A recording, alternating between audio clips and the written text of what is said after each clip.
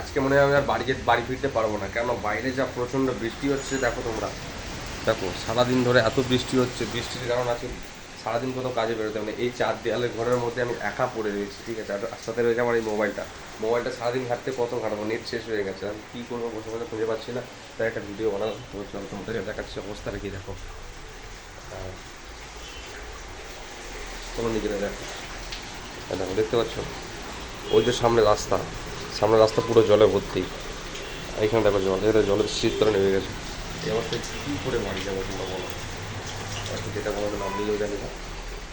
আর ঘরে রাখার মধ্যে সারাদিন আমি খালি হেঁটে বেড়াচ্ছি, এখানে যাচ্ছি, এদিকে যাচ্ছি, ওই করছি, সেই করছি।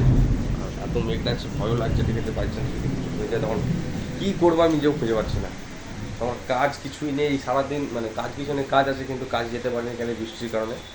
তো ভগবান জানে এখন কী হবে। বলছে এখন 3 দিন বৃষ্টি হবে, 3 দিন যদি বৃষ্টি কন্টিনিউ হয় কী করে কী করবো।